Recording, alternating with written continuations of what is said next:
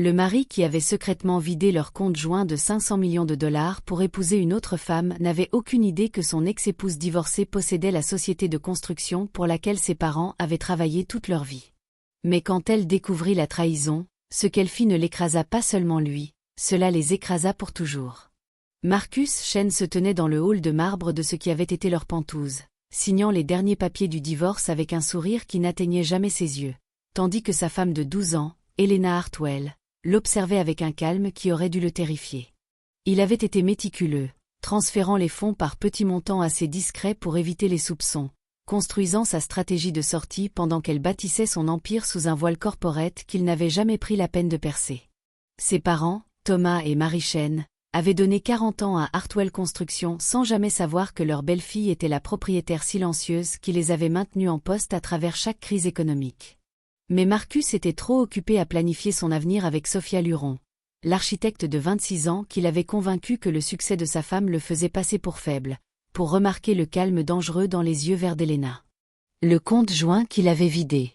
C'était le test qu'elle avait mis en place 6 mois plus tôt, quand elle avait commencé à soupçonner l'infidélité, remplie d'argent qu'elle pouvait se permettre de perdre juste pour voir s'il le prendrait. La vraie fortune, l'empire Hartwell de 2,3 milliards qu'elle avait hérité et triplé, restait intact dans des trusts dont il ignorait l'existence. Quand Marcus lui tendit le stylo, toujours convaincu d'avoir gagné, toujours en train de planifier le mariage fastueux avec l'argent qu'il avait volé, les lèvres d'Helena s'étirèrent en quelque chose qui n'était pas vraiment un sourire. Que ferait Marcus quand il découvrirait que la société de construction qui employait ses parents vieillissants allait subir une restructuration? Comment Sophia réagirait-elle quand les 500 millions volés s'évaporeraient en frais juridiques et enquêtes pour fraude? Et qu'est-ce qui céderait en premier, l'orgueil de Marcus, le cœur de ses parents, ou la fragile nouvelle vie qu'il avait bâtie sur la trahison? Helena Hartwell avait appris le pouvoir le jour de ses 7 ans, en regardant l'empire de construction de son père s'effondrer parce qu'il avait fait confiance aux mauvais associés. Elle se souvenait d'être restée dans leur manoir du Connecticut pendant que des hommes en costume emportaient les meubles, la main de sa mère tremblant dans la sienne, les épaules de son père courbées sous un poids invisible. Ce souvenir s'était cristallisé en quelque chose de tranchant et d'indestructible en elle. Un diamant formé sous pression qui définirait tout ce qu'elle deviendrait. 23 ans plus tard, elle avait reconstruit ce que son père avait perdu et l'avait multiplié par 10. Mais elle l'avait fait discrètement, en utilisant le nom de jeune fille de sa mère pour la structure corporate, gardant l'héritage Hartwell vivant derrière des couches de SARL et de trust que même son mari n'avait jamais pénétré.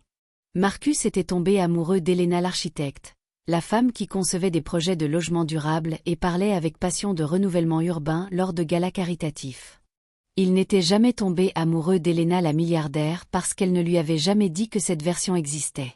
Elle avait rencontré Marcus sur un chantier à Brooklyn, à l'époque où elle faisait encore elle-même les inspections sur le terrain, quand l'empire ne valait que 800 millions et était en pleine croissance. Il était le chef de chantier pour un sous-traitant, compétent et charmant, avec des yeux qui se plissaient quand il riait et des mains qui savaient construire. Ses parents travaillaient pour l'une de ses filiales, même si elle ne le savait pas encore.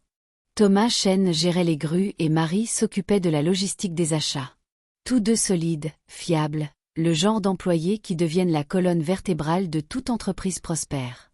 Marcus avait été sincère à l'époque, ou peut-être avait-elle simplement été assez naïve pour le croire.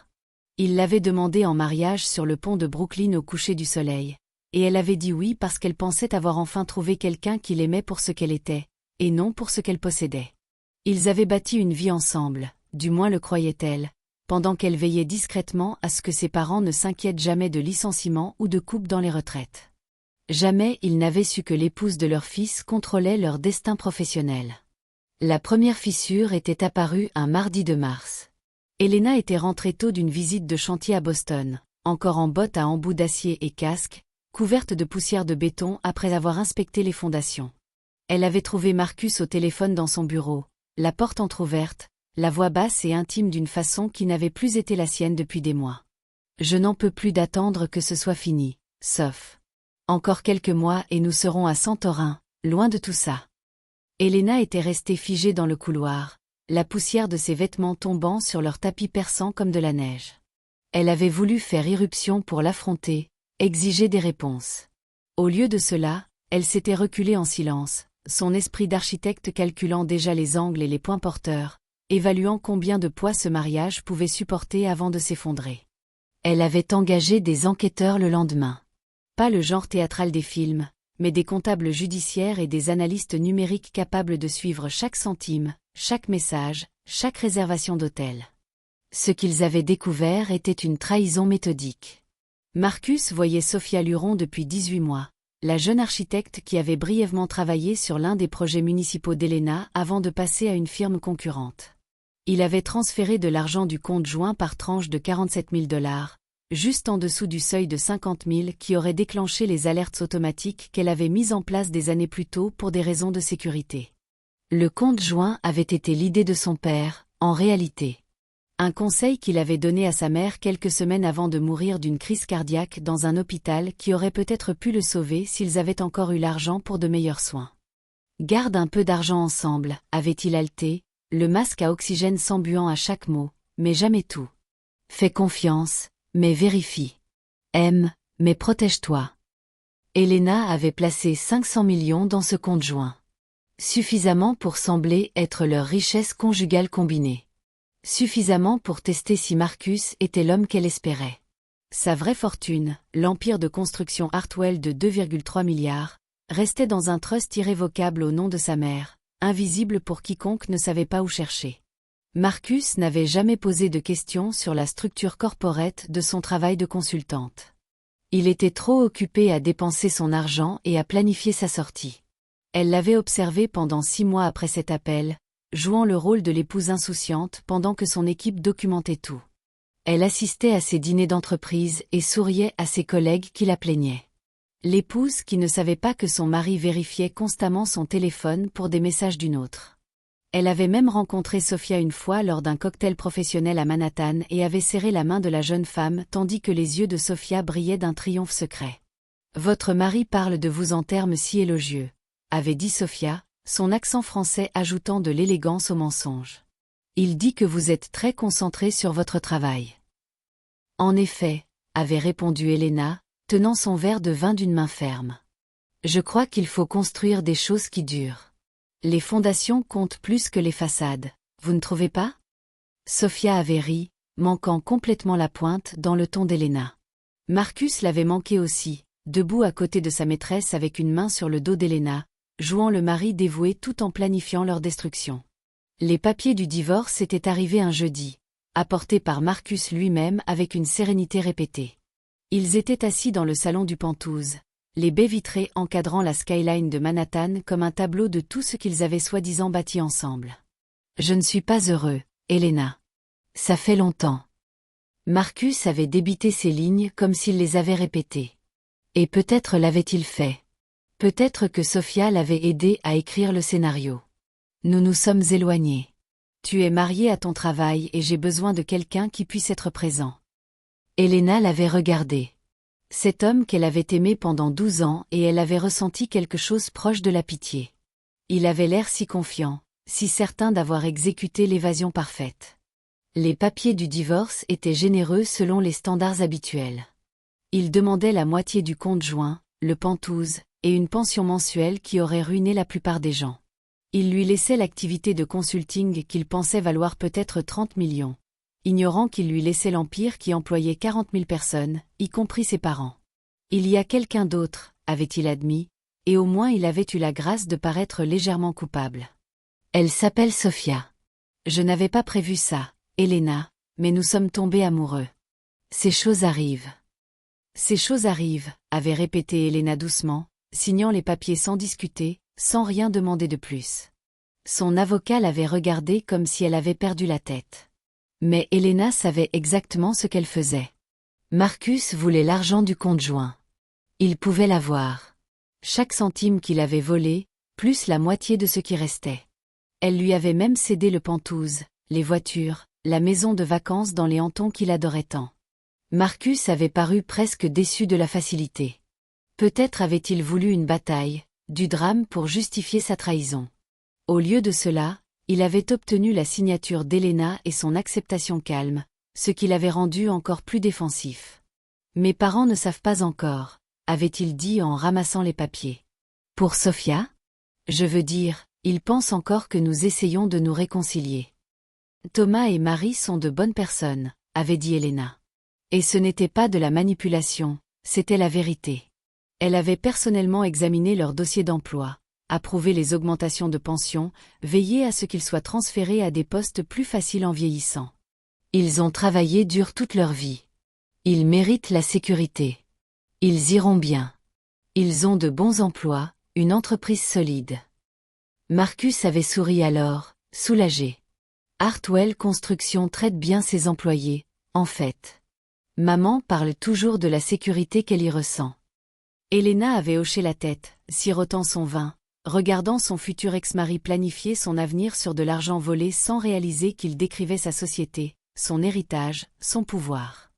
L'ironie était si parfaite qu'elle avait presque ri. « Quand est le mariage ?»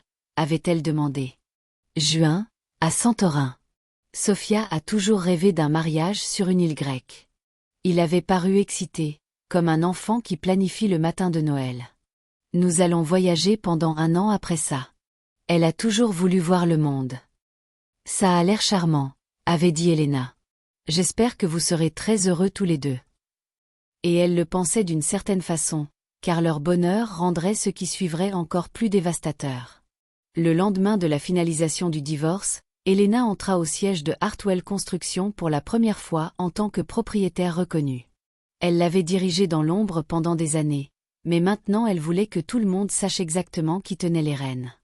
Le conseil d'administration s'était réuni dans la salle de conférence du dernier étage, des hommes et des femmes qui avaient travaillé avec elle pendant des années sans connaître son nom de femme mariée, sans faire le lien entre Elena Hartwell, la PDG, et Elena Chen, l'épouse récemment divorcée de Marcus Chen, dont les parents travaillaient dans leur division logistique. « Nous devons restructurer », annonça Elena, étalant des plans architecturaux et des projections financières sur la table en acajou.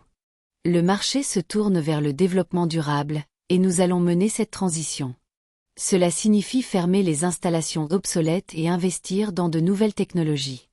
Robert Jameson, son directeur financier, ajusta nerveusement ses lunettes.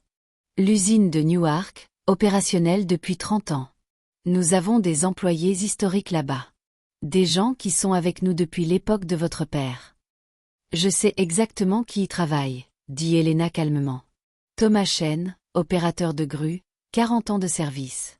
Marie Chen, spécialiste des achats, 38 ans, tous deux éligibles à une retraite anticipée avec pension complète si nous fermons l'usine. Elle avait fait les calculs avec soin.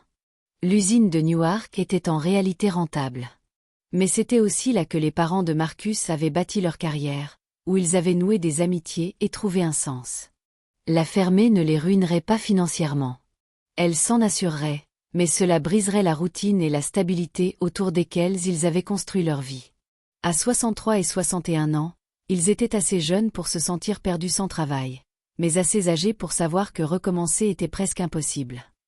Nous offrons des packages de retraite améliorés, continua Elena en faisant glisser des dossiers sur la table. Pension complète, assurance santé, et prime de départ pour quiconque a plus de 60 ans et plus de 20 ans de service. Mais nous devons agir vite. La fermeture sera annoncée dans 2 semaines. Ses mains ne tremblaient pas en signant les ordres. C'était du business, se disait-elle. Juste du business. Le fait que cela dévasterait les parents de Marcus, les ferait tout remettre en question en regardant leur lieu de travail de 4 décennies fermé, n'était qu'une coïncidence. Le fait que Marcus doive voir ses parents composer avec le vide et une retraite anticipée pendant qu'il prévoyait de voyager autour du monde avec de l'argent volé n'était que le karma. Mais tard dans la nuit, seule dans son nouvel appartement surplombant Central Park, Elena sortit un vieil album photo et trouva des images de leur mariage. Thomas et Marie Chen souriaient au premier rang, les yeux de Marie humides de larmes de joie. La main de Thomas serrant l'épaule de son fils avec fierté. Il l'avait accueilli dans leur famille sans hésiter. Lui avait appris à faire les raviolis de la grand-mère de Thomas. Lui avait raconté des histoires sur l'enfance de Marcus qui le rendaient plus humain, plus réel. Elle referma l'album et se versa un scotch, le genre cher que Marcus achetait autrefois pour les célébrations. L'appartement était silencieux hormis les bruits étouffés de la ville en contrebas. Et pour la première fois depuis qu'elle avait découvert l'affaire, Elena se permit de ressentir le poids de ce qu'elle faisait.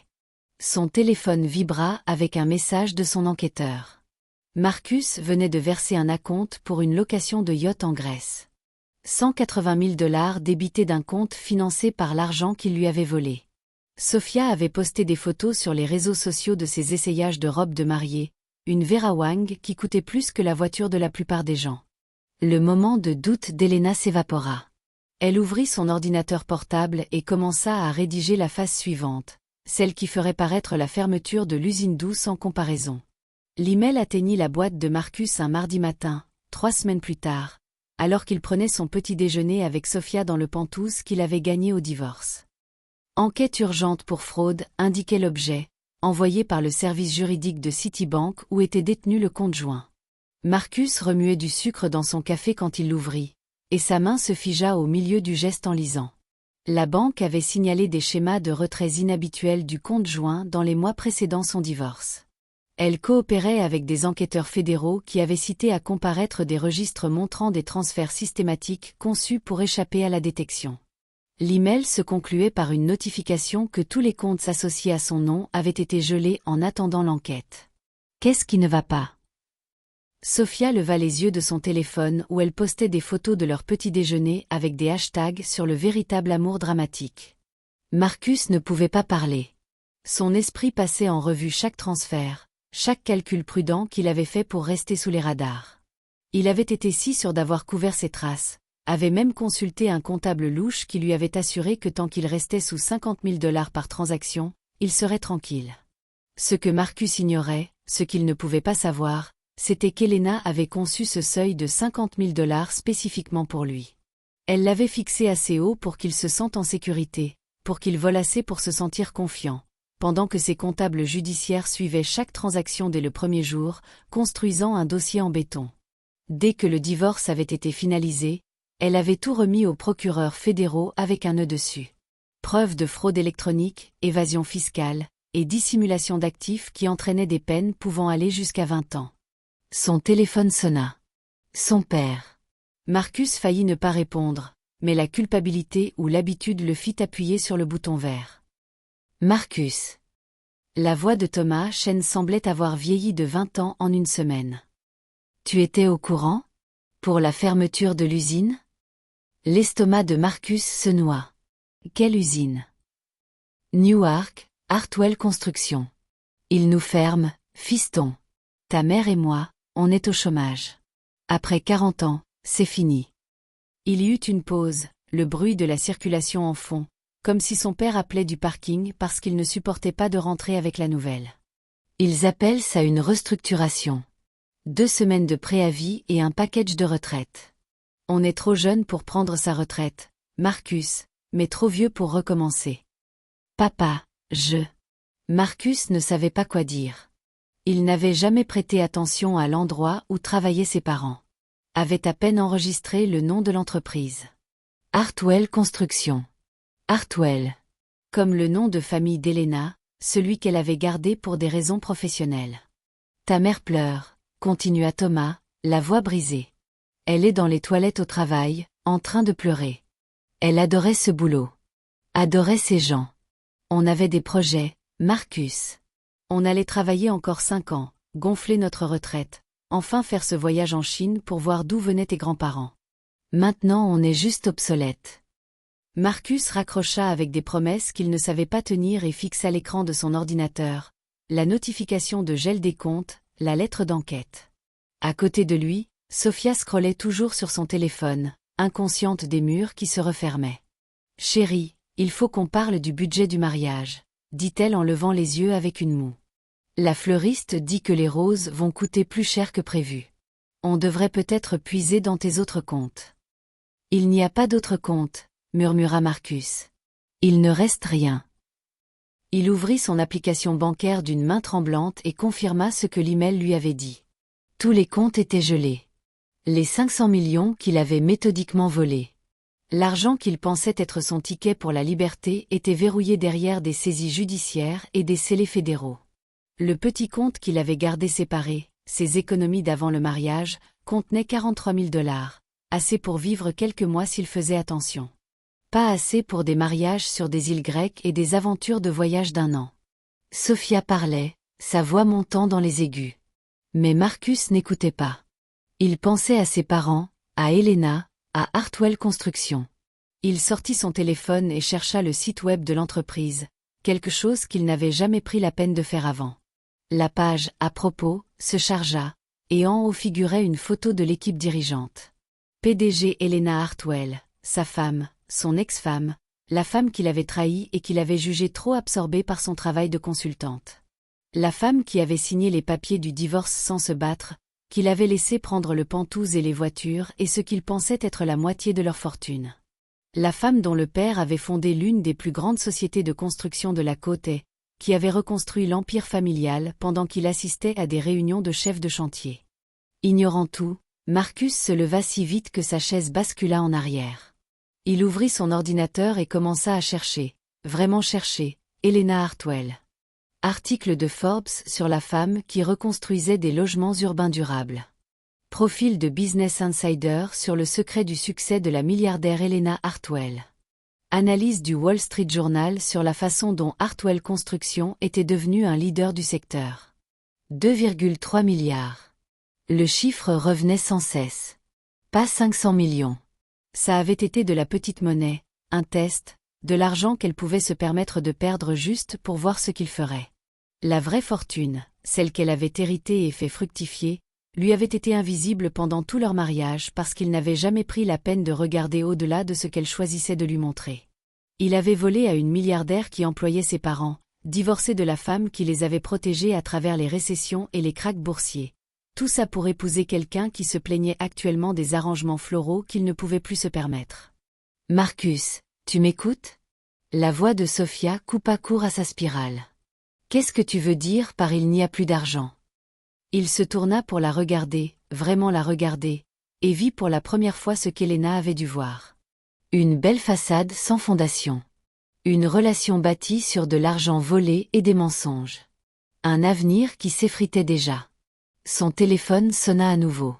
Cette fois, c'était un numéro qu'il ne connaissait pas. Il répondit quand même parce que tout s'effondrait déjà. « Monsieur Chen, ici l'agent Patricia Morrison de l'unité des crimes financiers du FBI.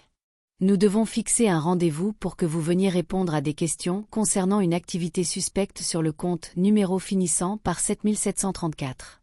Vous n'êtes pas en état d'arrestation pour le moment, mais je vous conseille vivement de retenir un avocat. » Marcus raccrocha sans répondre. Le Penthouse lui sembla soudain une prison. Tout en marbre et verre et meubles hors de prix qu'il avait exigé dans le divorce. De la chambre, il entendait Sophia au téléphone, probablement en train de se plaindre à ses amis des perturbations du matin. Par les fenêtres, Manhattan s'étendait sous lui. Des milliers de bâtiments sur lesquels l'entreprise d'Elena avait probablement travaillé. Une ville qu'elle avait contribué à construire pendant qu'il planifiait de détruire leur mariage. Il pensa à ses parents à Newark, en train d'emballer 40 ans de souvenirs et de photos accrochées au mur de bureau.